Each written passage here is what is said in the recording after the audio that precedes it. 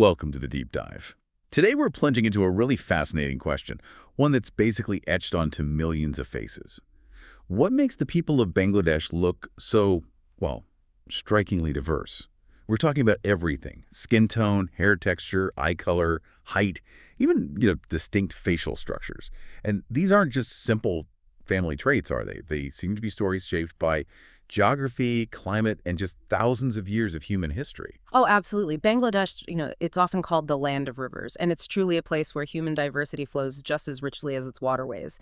To really get why Bangladeshis show such a wide spectrum of appearances, our sources tell us we need to look at a few things: the science, genetics, the influence of climate, definitely, and this incredible interwoven tapestry of centuries of contact with the wider world. It's like history written not just in books, but quite literally on the faces of its people.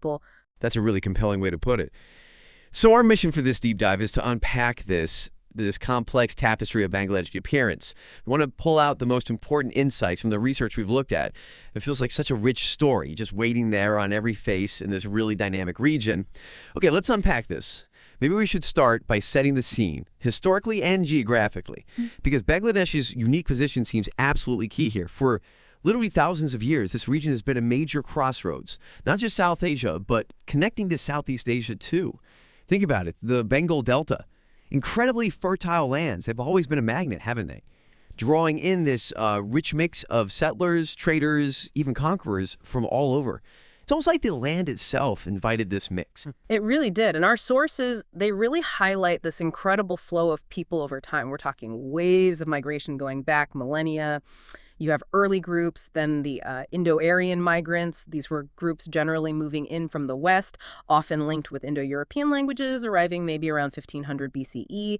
But then later you get Persians, Arabs, Turks, and eventually Europeans showing up too.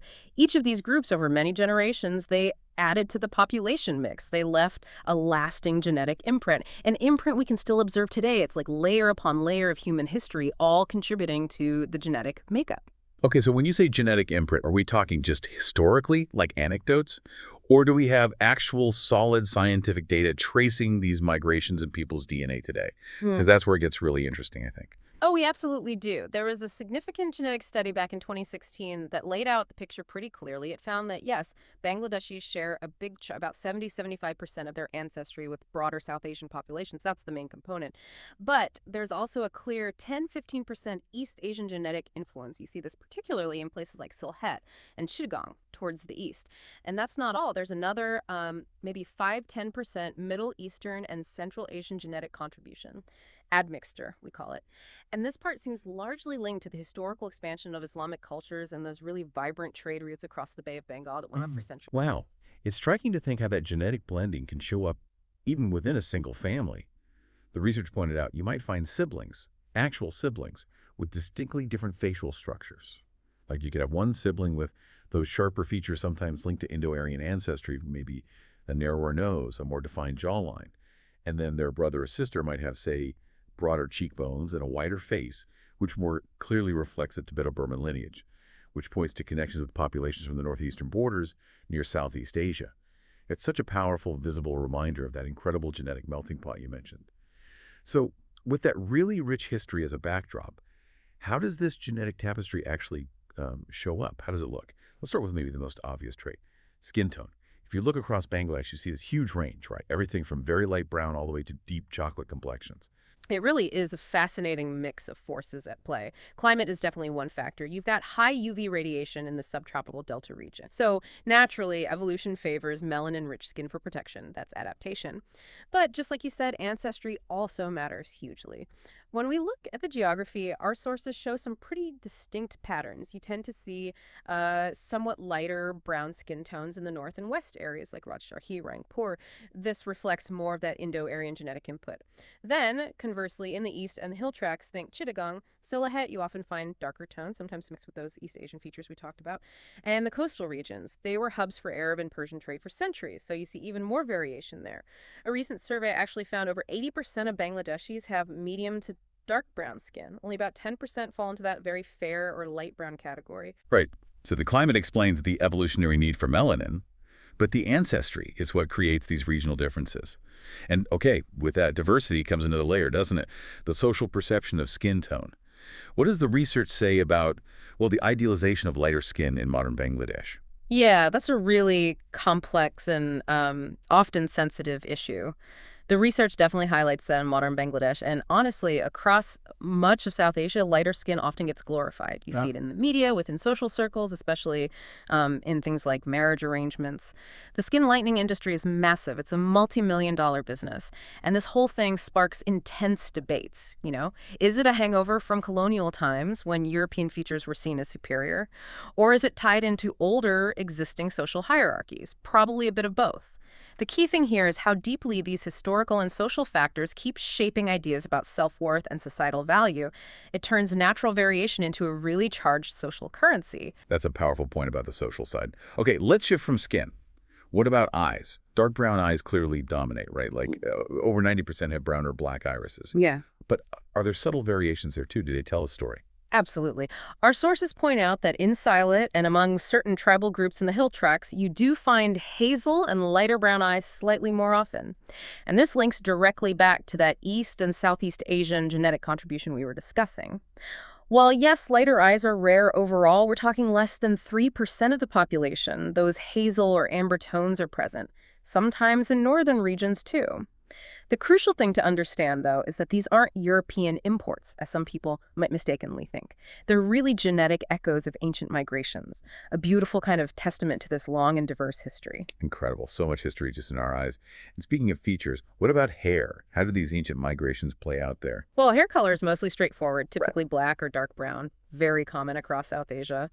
But the texture is where you see some really interesting variations again.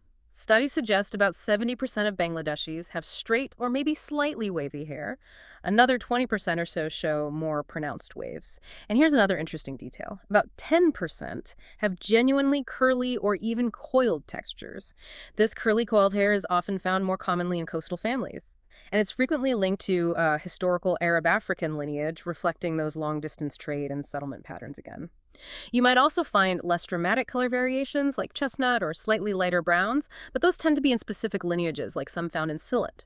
Okay, building on that, the actual architecture of the face in Bangladesh, it really seems like a visual record of all these ancestral lines coming together. And what's amazing is how much variety you can see in what's, geographically speaking, a fairly compact region.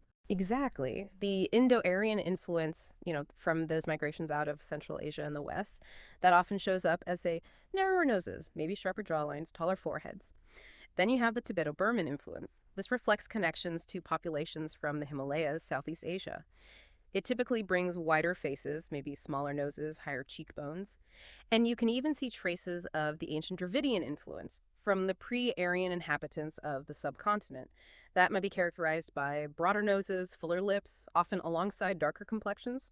It's quite distinct. Anthropological surveys, some done by Dhaka University, have even measured this stuff. They've found facial width-to-height ratios can vary by as much as 12% between people from eastern and western Bangladesh. That's a significant range. It really underlines the diversity. So, it's not just your grandma telling you you've got your great-aunt's nose. There's potentially a whole migratory history packed in there. That's a great way to think about it. A 12% variation is huge for such a relatively small area. It really does highlight how distinct these ancestral inputs are. Okay, what about things like height and general build?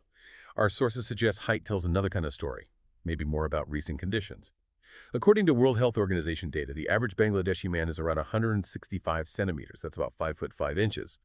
And the average woman is about 153 centimeters, so around 5 feet even. These figures are generally a bit below global averages, and the research often links this to factors like nutrition, socioeconomic conditions. That's true, historically. But there's also a more optimistic side to that story our sources highlight.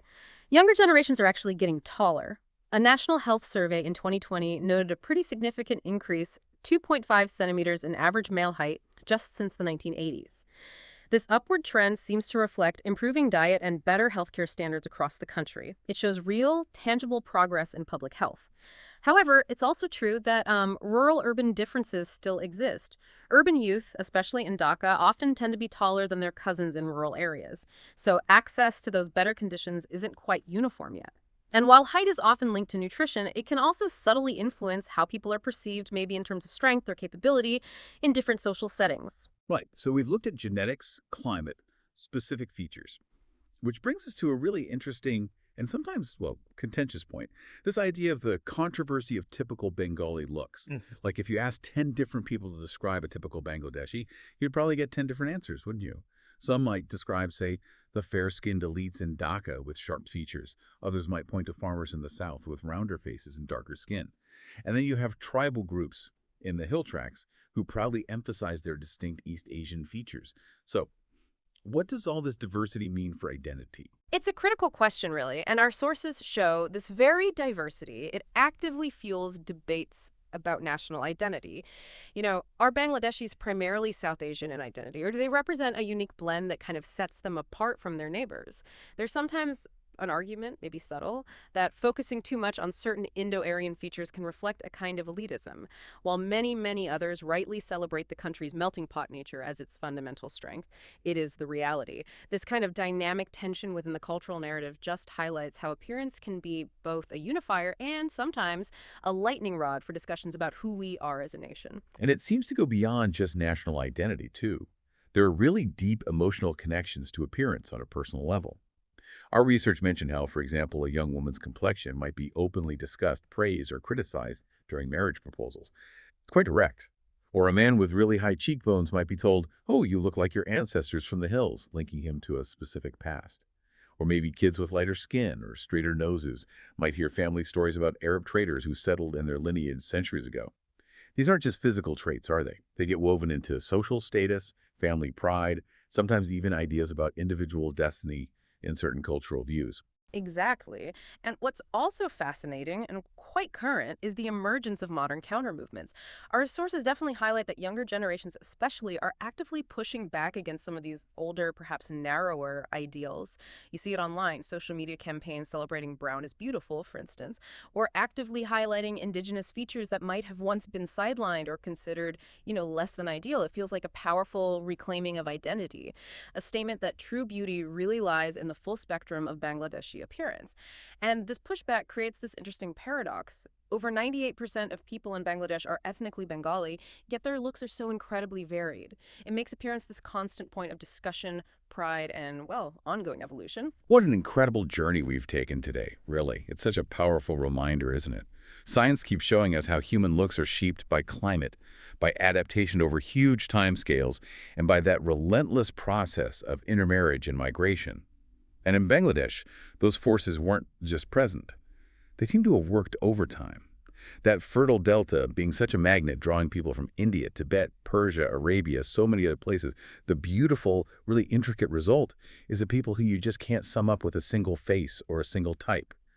We've really taken a deep dive into how rivers, trade, and time have sculpted the human face right there in Bangladesh. Indeed. We started off asking, what makes the people of Bangladesh look so strikingly diverse? But maybe, after all this, the more profound question we should be asking is, what do their differences teach us about the way rivers, trade, and time shape human beauty everywhere across the globe? It sort of reframes the whole thing, doesn't it? From just looking to thinking more deeply about our shared human story. That's a really beautiful way to put it.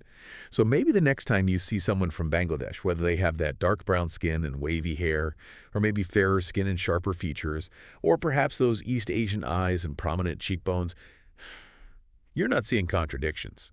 Not at all.